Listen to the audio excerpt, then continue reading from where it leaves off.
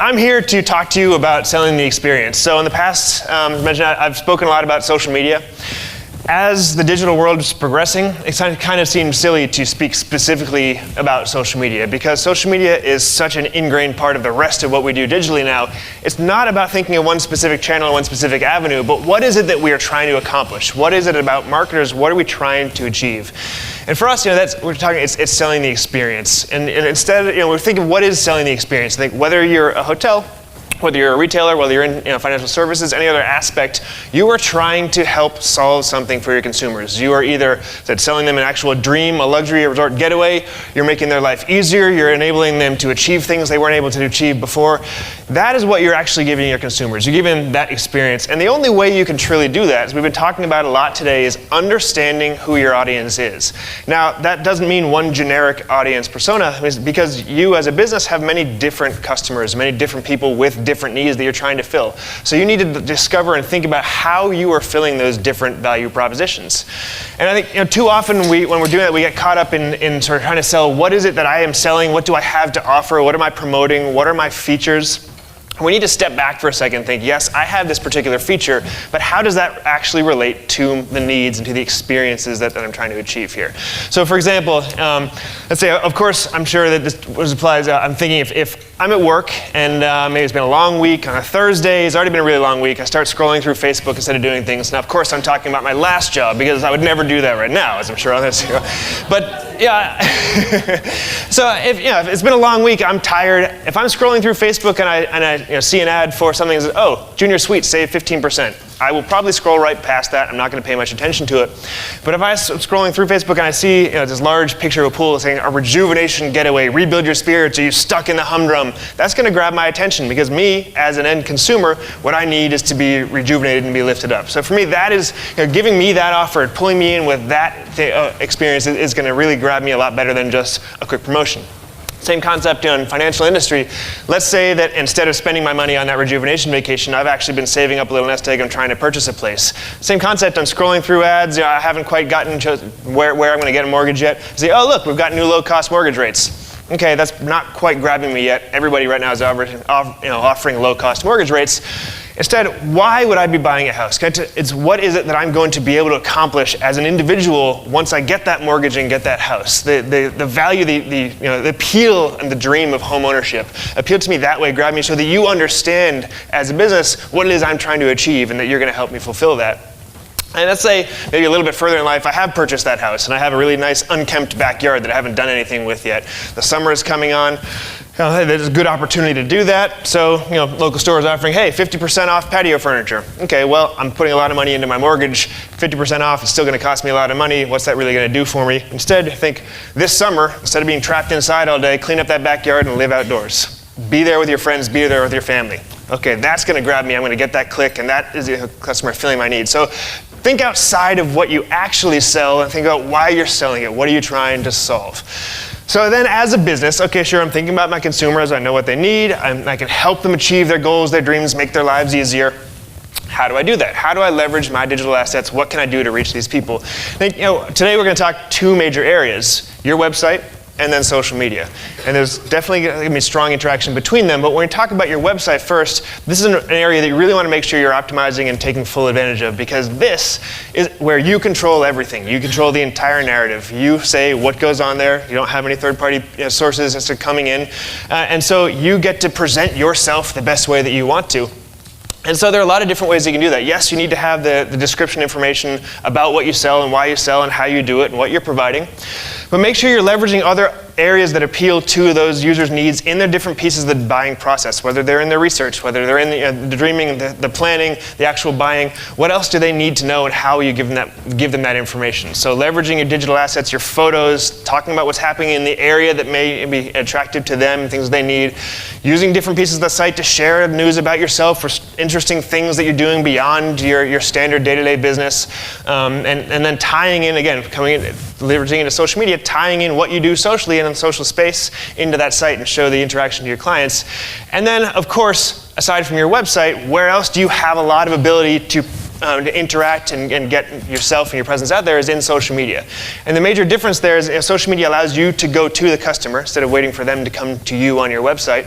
It allows you to very quickly and directly appeal to their emotions, and allows you to do this very quickly and in real time. You can respond, they can respond to you. You can really get a gauge of what's working and what's not. So digging in a little bit deeper into how do you do these things in the different areas. We'll focus first a little bit on the website and then talk more about social. So why and how do you use digital assets? Why should you be leveraging these? Why should you be focusing on images and try to evoke emotion? And it's clear that that is what is going to get that experience and deliver your value to your end consumers. So we look at a couple different sites. Velas Las Cabas, a big resort in Mexico.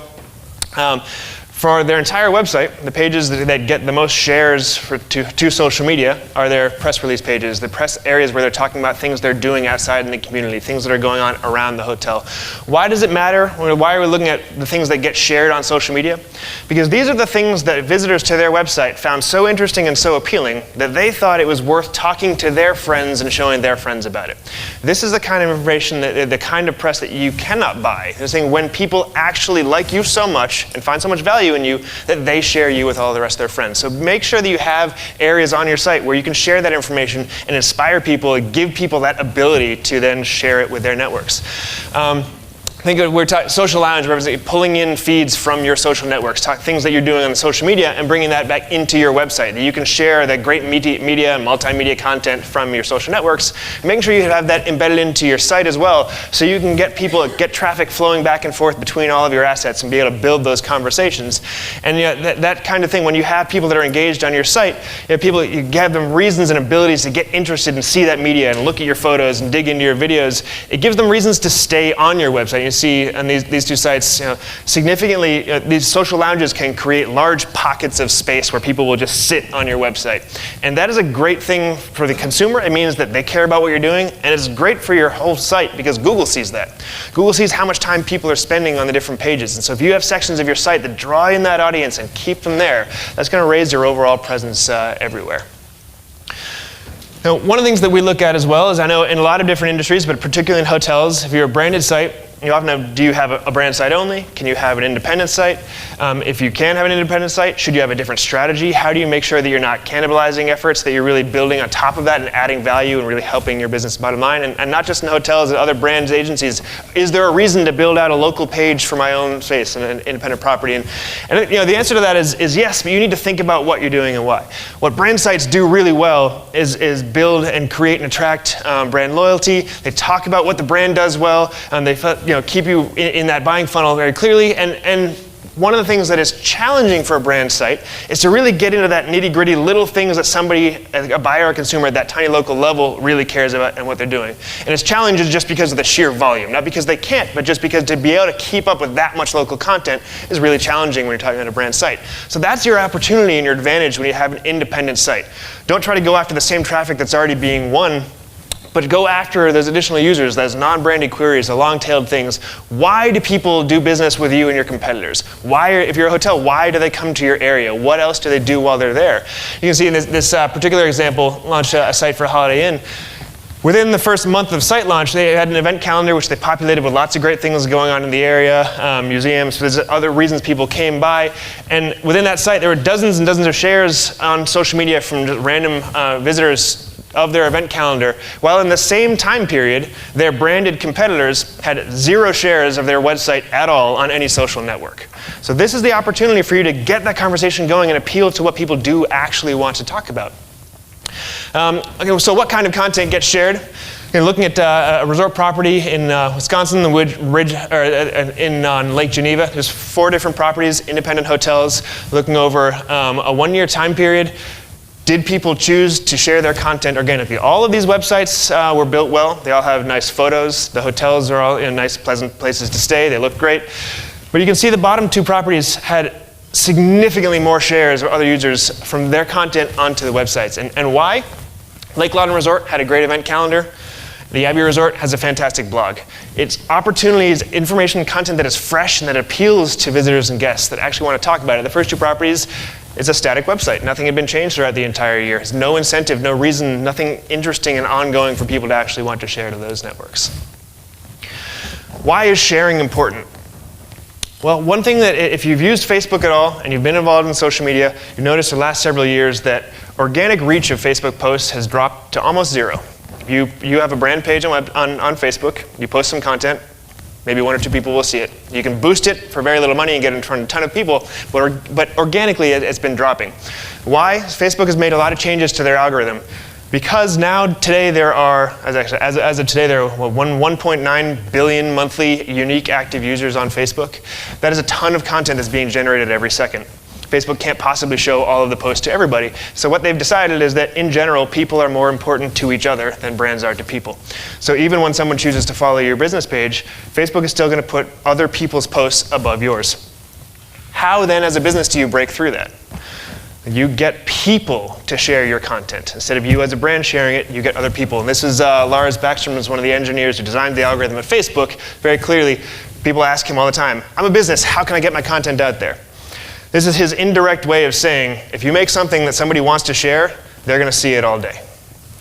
So if I create something on my website, I have a great new blog post, someone else shares that, all of their friends are going to see my new blog post. Whereas if I share it, I'm just speaking to crickets. So how does this tie back to imagery? Okay, so we're talking about great content on your website, but let's focus a little bit more on social networks. So images also drive that engagement. Images drive that interaction. Images get people to remember you and to notice you. Statistically, in the last year, tweets with images get 150% more retweets than those without. Facebook posts with images get 2.3 times more engagement than Facebook posts without imagery. Why does this matter? Well, because the human brain is wired, as we heard earlier, the human brain is wired to remember and associate things with images much better. So if you share a piece of content, just text with somebody, 3 days later, they're going to remember maybe about 30% of that. If you share that same piece of text with a relevant image, 3 days later, there's a 550% increase in content retention rate. People will remember you, remember what you're doing, remember what you're offering if you share that right image that really captures and associates your message with them. Okay, so why should we use social media? Well, as I mentioned, Facebook is currently the 1.9 billion active, unique monthly users. The entire social space is at about 2.8 billion monthly unique users. That's the population of the world 62 years ago. So the entire globe from 1955 is now on social media actively every month. And these are the different places they're doing it. Now, this is important to know. Doesn't mean that you should only use Facebook. What it means is that there are a lot of people on Facebook, but there are still also a lot of people on LinkedIn, Pinterest, Twitter. You need to know where your audience is. What is it they're doing? So and where are they talking? Where are they looking? Where are there conversations that you can get involved in? So for that, you need to understand your social audience.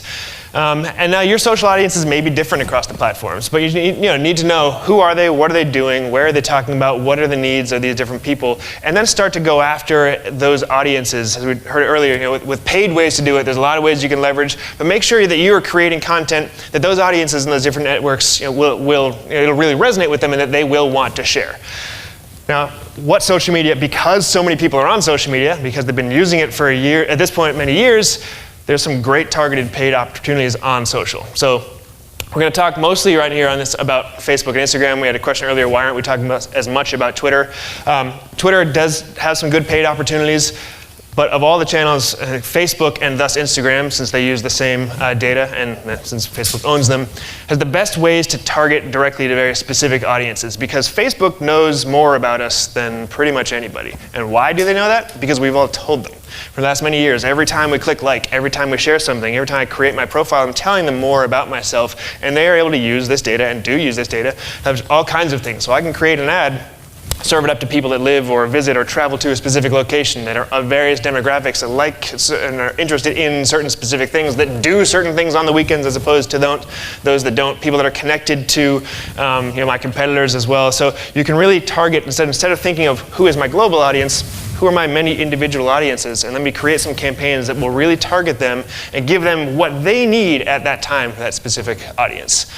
You don't have to have a ton of money or be a massive brand to be able to do this. You have very small budgets, can have very high impact. So again, thinking, what are you trying to achieve, and how does that align with the needs of the people that you're trying to reach? So an example that recently run for the past graduation season in Atlanta, DoubleTree in Atlanta is near the Oglethorpe University. So leading up into that campaign, they were looking to increase weekend bookings. A lot of properties were. The university graduation happened to be over a weekend in early May. So ran a very small targeted campaign, but targeting very specifically who are the types of people that would be likely to come to a college graduation. And so you can see from anything from age and where they live and where they travel, what their interests are, what their education levels are, whether or not they're related to people that are going to college that are in that college, so they have friends with people that are at that school. So you can really target it down and making sure that anybody that sees your ad would have a reason to be at that event. If they have a reason to be at that event, they haven't booked a hotel yet, well, now they have an opportunity. So you can see driving that with a small budget, I forgot to put the note, I think it was about a $25 budget. You're able to grab the clicks, engagement, reach, impressions for people that need to be there, and therefore you are filling something that makes their life better, their life easier for a small amount of money. Of course, the concept of selling the experience and selling the dream does scale up to large brands. And I think we've seen some really nice examples over the last year from different parts of the industry. If you aren't familiar with Airbnb, last November they launched a new app and a new service they call explicitly experiences. Fits in quite nicely here. But what they do, instead of just selling the individual locations, they're packaging trips and experiences around those. So having hosts put together a full sort of agenda and a travel itinerary and things that you can do when you're in those areas. And to launch this idea and this platform, what they did was put together a live video streaming campaign it was 24 straight hours, 4 hours apiece, 6 different countries, 5 different continents. And they had some of their hosts put together these experiences they would then live stream. And they did this on Facebook. They filmed it all with cameras sort of mounted to helmets, so at a first-person view, which right there is appealing emotionally, making you as the viewer feel like you were actually in the action, not watching back from the scenes. And they made sure that while they were doing this live, they were integrating the comments that were coming in from these videos directly into the experience. So one of these 6 experiences, for example, was in Paris. And what this host did was, she's also an artist, she crafted these thousands of little tiny biodegradable paper butterflies and had people in Paris with her and write down their hopes and dreams and fears on these little butterflies. And then they took the comments from the people watching the live videos and started writing some of those in there so the people watching the videos could feel like they were there, they were being acknowledged and a part of the experience itself. At the end of this 4 hours, they took these massive buckets of these butterflies, held them over a metro vent, and when the metro went by, butterflies poured up into the air and filtered out over the Paris night. Had just lots of fun excitement, got everybody involved, they got to watch their hopes and dreams and fears all float off into Paris. But the net result, this 24 hours, had over 6 million participants in this, in that 24-hour period. 7-point lift in brand favorability, 20-point lift in brand recall, just by showing their consumers what they could get by using their product. How did it fill their lives? What did it give them? And making them a part of it, even in that advertising and marketing experience. Completely different organization. Let's look at Orangetheory. This concept of selling the experience doesn't have to just apply to an individual campaign. It can be over your broad, what is your whole broad approach and strategy. So Orangetheory, if you aren't familiar with it, Jim, they have a very particular approach to workouts, unique equipment, trainers, and good music and things. But what they do, they work on all social channels, but focus very heavily on Instagram as one of their primary sources. But instead of talking about themselves, they let their clients talk about themselves, and they talk and they feature and congratulate and motivate their clients. And so they have their consumers selling the experience for them. Every single one of these posts gets thousands of likes, thousands of views. They post videos of their clients doing this too, thousands of comments, thousands of views in these videos. It's people working for them and showing what they can achieve by being a partner with this business rather than saying, hey, do you need a workout? We've got a new gym and we'll give you 50% off. It's let's get you in and see what your friends, what your family, what they are doing and achieving with our business and product. And then I think the third example of how brands are doing this is selling that experience. I don't know if any of you are familiar with or saw the Mr. Clean commercial at the last Super Bowl. Mr. Clean, you generally don't associate with romanticism. It's more of a, oh yeah, I got to get stuff clean, here's some bleach, let's get it done. Well, the company, Mr. Clean Company, they wanted to take advantage of the fact that the Super Bowl was happening very close to Valentine's Day, so there were a lot of romance ads and other things being sold, and they were trying to also break in and sort of change the image and do something new and refresh their brand. And so, their goal, make an unsexy cleaning product desirable. And so they had a really fun, tongue-in-cheek video, a short spot during the Super Bowl. There's a woman you can see in the video dancing with Mr. Clean. It is a really sort of touching, cute moment. What was successful for them about it is changing instead of focusing, we are a cleaning product, just think, what is it that people are talking about right now, leading up to Valentine's Day, thinking about romance? How can we tap into that? How can we make it fun for our potential consumers?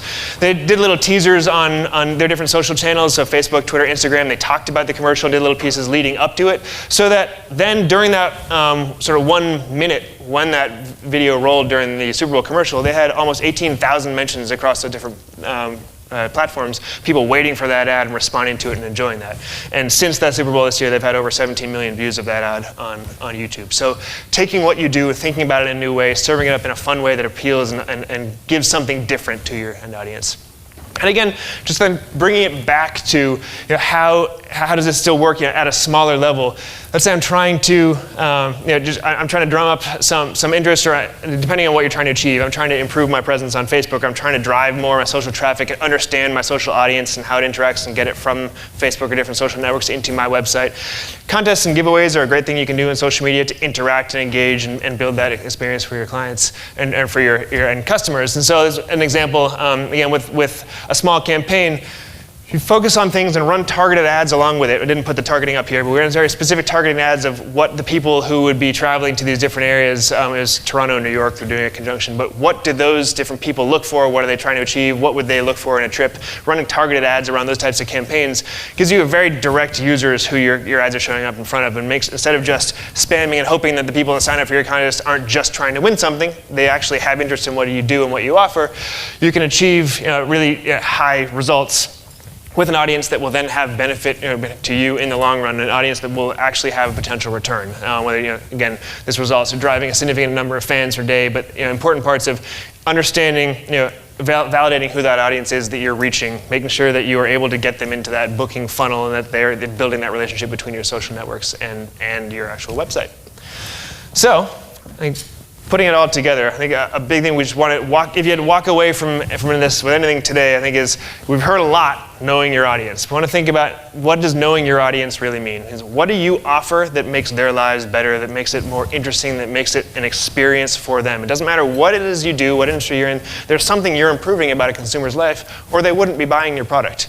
So how can you meet that need? How can you leverage what you have, your digital assets, whether it's on your website, whether it's in your social space, how can you leverage that to show your consumers how it is you can make their lives better, and really get out there and sell that experience and make them want to be with you. So, thank you very much.